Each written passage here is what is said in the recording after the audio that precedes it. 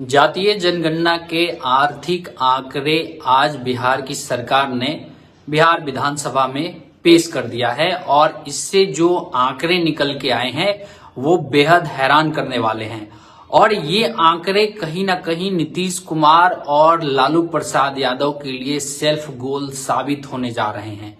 ऐसा मैं क्यों कह रहा हूं? क्योंकि हम लोग बात जब भी करते हैं जातीय जनगणना की तो सबसे पहले दिमाग में आता है कि नौकरियों में आरक्षण और विश्वविद्यालय में और स्कूलों में कॉलेजों में आरक्षण की हम बात करते हैं।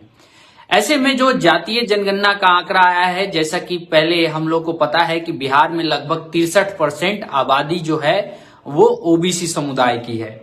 यहाँ पे मैं शुरुआत करूंगा कुछ आंकड़ों के साथ जिसमें बिहार में लगभग ओबीसी और ईबीसी समुदाय को मिला के यानी पिछड़ा और अति पिछड़ा को मिला के बिहार में जो नौकरी करने वाले लोग हैं, सरकारी नौकरी करने वाले लोग हैं, उनकी जो संख्या है वो लगभग 8,40,000 के आसपास है। और उसमें से आप लोग हैरान हो जाइएगा कि केवल 6,10,000 लोग ओबीसी कैटेगरी वाले हैं, कि यानी कि जिनकी आबादी 27% है, उन्होंने 8,40,000 में से 6,10,000 नौकरी कब्जा कर लिया। जबकि जो बाकी जो 36% वाले लोग हैं उनके हिस्से में कितना मिला? 2,30,000 के आसपास नौकरी। ये जैसे ही ये आंकड़ा जब ईबीसी ओबीसी के बीच में आता है तो जो ईबीसी वाले लोग हैं जिनकी आबादी 36% है वो किससे पूछेंगे? वो तो यही पूछेंगे ना कि भैया आप बताओ कि आपकी आबादी हमारे से कम थी और आपने हमसे ज्यादा नौकरी कैसे ले लिया। हम यहाँ केवल अभी आरक्षण की बात कर रहे हैं। जो सीटों के लिए आरक्षण दिया गया है, जिन सीटों पे आरक्षण दिया गया है उसी की हम बात कर रहे हैं। इसमें आप लोग देखिए कि बिहार में जो सबसे ज्यादा नौकरी अगर किसी जाति को है, अगर ओबीसी में, तो वो यादव समुदाय को है। 2,90,000 के आसपास लोग सरकारी नौकरी कर रहे हैं।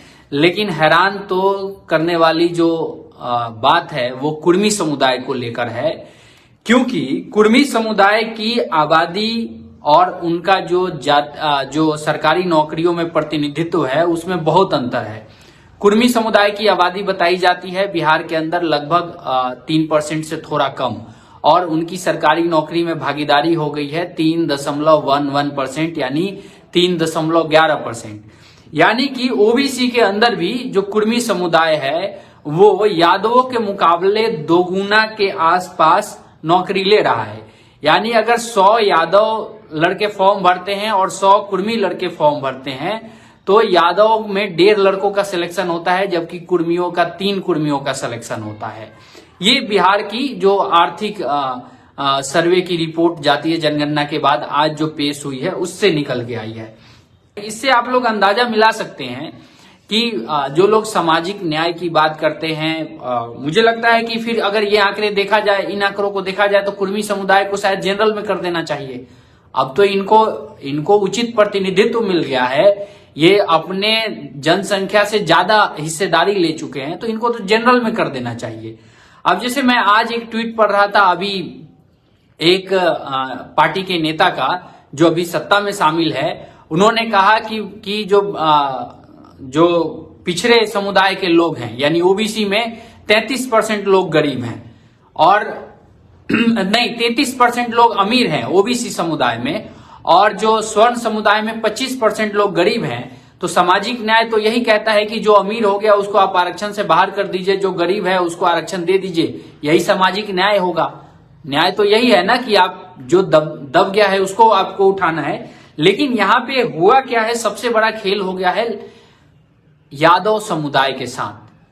आप समझिए, यादव समुदाय की भागीदारी सरकारी नौकरी में केवल 1.55% है, 1.5% के आसपास है।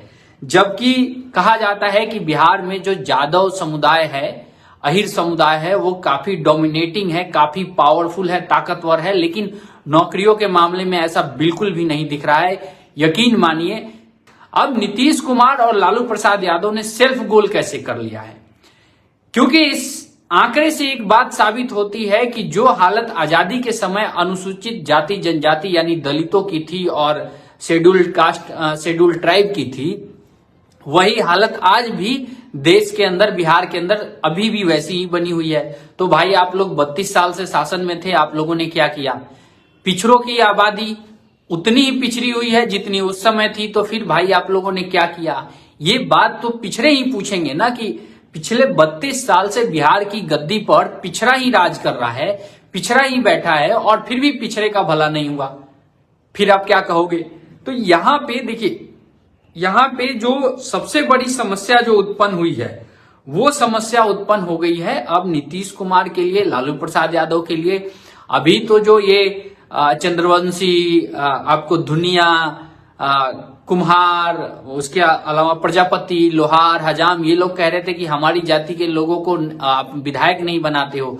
अब तो ये कहने लगे कि भाई आप ऊपर से 3 लोग ही बांट लिए, कितना नौकरी? 2,90,000 यादव, 1,10,000 कुशवाहा, कितना हो गया? 4 लाख हो गया। 1,17,000 कुर्मी, 5,17,000 3 जातियों ने ले लिया। 5,17,000 3 जातियों ने ले लिया। कितना परसेंट में? कितनी परसेंट आबादी थी इनकी? 27% आबादी वाले ने 5,17,000 इन लोगों ने ले लिया। तो फिर आखिर बाकी लोग तो पूछेंगे ना सवाल कि भाई फिर या तो आपने मेरे से ज्यादा हिस्सा ले लिया। आरक्षण के तहत 27% आरक्षण ओबीसी का है, इसमें कौन सी जाति सबसे ज्यादा ले रही है? अब इसका एक दूसरा इंपैक्ट आप लोग समझिए। जैसे ही कुर्मियों की संख्या सरकारी नौकरी में बढ़ी हुई यहां दिख रही है बिहार के अंदर, यूपी में अनुप्रिया पटेल हैं, कुर्मियों की बड़ी नेता हैं। उनके जाति की जो संख्या है यूपी में, कुर्मियों की संख्या 8 से 10% बताई जाती है। खास तौर पे मिर्जापुर से लेके प्रयागराज के इलाके, बनारस के इलाके में कुर्मियों की जबरदस्त आबादी है। यहां पे जैसे ये हुआ है, इससे कुर्मी बैकफुट पे चले जाएंगे यूपी के अंदर, कि उनको ये ना डर सताने लगे कि भैया अगर हमारा आंकड़ा ज्यादा आ गया सरकारी नौकरी में, तब तो बाकी जातियां हमारे ही खिलाफ खड़ी हो जाएंगी कि यार तुम लोगों ने हमारा हिस्सा खा लिया। तो ये जो जातीय जनगणना करवाने की जो मांग है, वो खास तौर पे यूपी के अंदर जो अनुप्रिया पटेल भी कर रही थी, जाहिर सी बात है ओबीसी वर्ग से आती हैं और पटेलों की बड़ी नेता है यूपी के अंदर, तो उनकी जो मांग है ना वो अब कमजोर पड़ेगी, क्योंकि ऐसा ही हालत जो ओबीसी आबादी है उसमें जो नौकरियों का जो हिसाब किताब है उसमें इन 3 जातियों का दबदबा है, कुर्मी, कुशवाहा और यादव। इन 3 जातियों ने, मैंने जैसा कि बताया कि आप लोग देखिए ना, 8,40,000 में से 5,20,000 के आसपास इन 3 जातियों ने कब्जा कर लिया। इन 3 जातियों ने कब्जा कर लिया। तो आप लोग अब समझिए कि फिर क्या बचा है? लगभग 60% तो केवल 3 जातियों ने ले लिया। फिर बाकी ओबीसी को क्या मिल रहा है? फिर बाकी ईबीसी को क्या मिल रहा है? अगर आप इन 3 जातियों का आंकड़ा निकाल दें, जैसे 3% कुर्मी को ले लीजिए, 6% आप कुशवाहा को ले लीजिए, 9%, और 14% आप यादव को ले लीजिए, यानी 23%। 63 में से 23 घटाइएगा तो 40% आबादी को कितनी नौकरी मिली? लगभग 3,30,000। और जो 23% आबादी थी उसने कितनी नौकरी ले ली? 5,10,000। अब इसी से अंदाजा मिल जाता है कि ये जो सामाजिक न्याय और जो सामाजिक आंदोलन की बात करने वाली पार्टियां हैं, इन्होंने क्या हसर किया है अपने साथ की ही रहने वाली जातियों के साथ।